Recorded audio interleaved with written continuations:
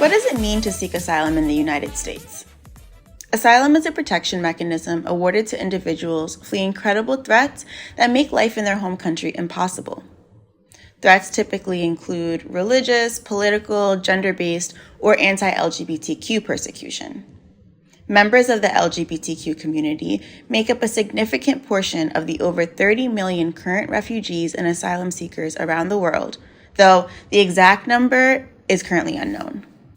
Globally, 67 countries have outlawed same-sex relations between consenting adults. Moreover, even if same-sex relations and gender transitioning are not explicitly outlawed, many countries around the world are unsafe for members of the LGBTQ community or present community members with explicit social, physical, economic, and political threats. As such, many LGBTQ individuals are forced to make the difficult decision to leave their countries in search of freer and more secure lives. In 2021, approximately 289,700 foreign-born undocumented adults in the United States identified as LGBTQ. Today, it is likely that number has increased.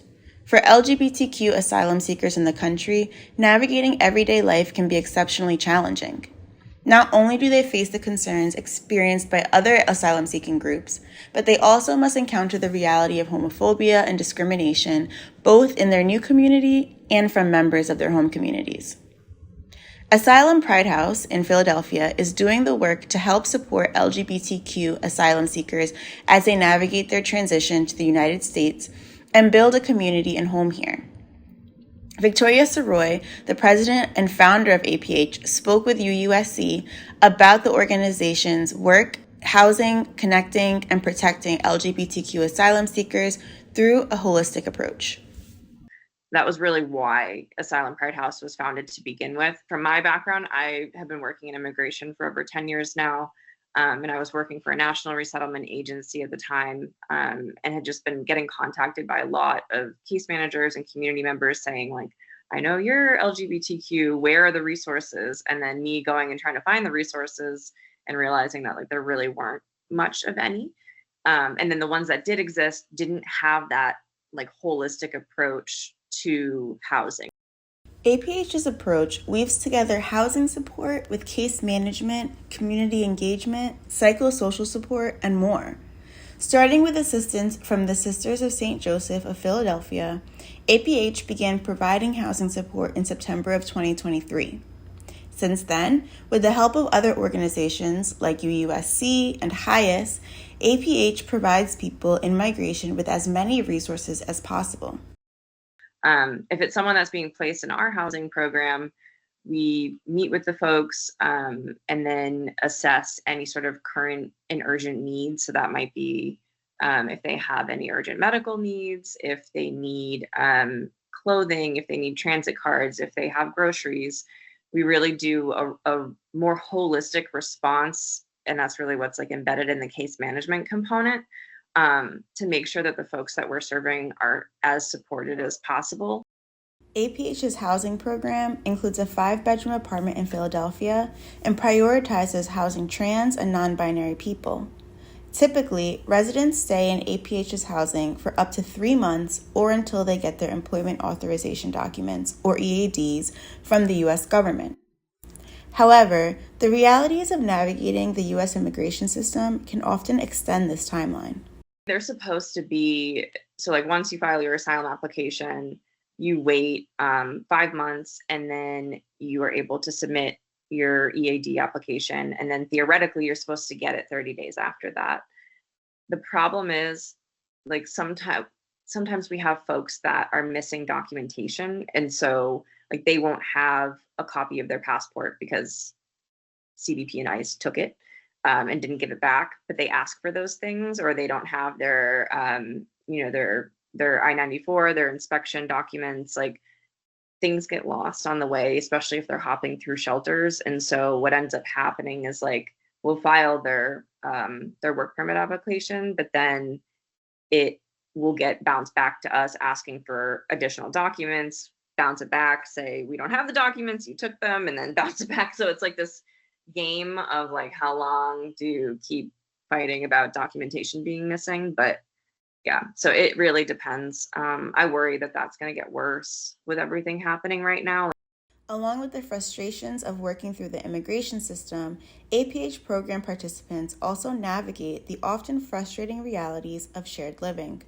I think that we've had like ups and downs in the community space when it comes to like cooperation of folks working together and living together. I think it always works a little bit best when there's like only two spoken languages in the house, and the more languages you add, the harder it gets because there's just a lot of unfortunate miscommunication when you're like using Google Translate to talk to your, neighbor in the apartment, and you're like, you didn't flush the toilet, and then that doesn't get translated correctly, and then like it just goes, it spirals like really bad really fast. But despite the challenges that roommates can present, living in a shared space with people who often share a great deal in common can also lead to strong community. There's also like a lot of friendship that is created in that space. The whole reason really why we looked at having more of a community and shared living space for our housing model was that the LGBTQ community, and particularly LGBTQ immigrants, experience a lot of issues around isolation. And so despite the fact that there are conflicts and people come into that space with bias and different understandings, at the end of the day, they're also not alone. And that is like a huge part of why our program exists, is to try to combat that, in the hopes that even if they don't have to get along with everybody in the house, but hopefully they'll find like one or two people that they really get along with, and then can create some sort of friendship and community in Philly that will carry on like outside of our housing program. I would say that has definitely been the case with a lot of folks. And it's not always individuals that are from the same home country or speak the same language. We had an individual from Venezuela that spoke Spanish, and an individual from China that spoke English and Mandarin, and they became like the best friends. And you just don't know who's gonna like click personality wise. Apart from housing and case management, APH also offers language-accessible one-on-one mental health support when available. This adds to the organization's wellness program called WRAP, which stands for Wellness for Recently Arrived Persons.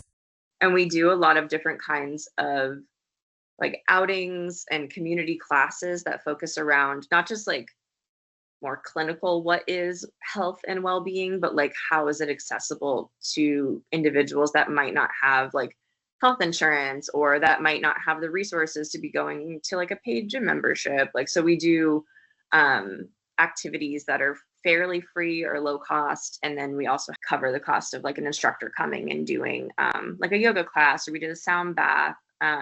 We'll do like community cooking classes, or we'll do a nutrition class and talk about like how the food that folks are getting from like food banks, how are they able to like still make healthy choices with the resources that they have. APH manages to do all of the work it does with a tiny staff. Only one role at the organization, case manager, is a full-time position. All other roles, including Victoria's, are part-time and volunteer. Working with large funding organizations and community volunteers help APH continue providing critical services to program participants. We had a bunch of students from an LGBTQ high school group, and they contacted me. They're like, hey, we already did a drive for you. And I was like, oh, okay. Like, cool.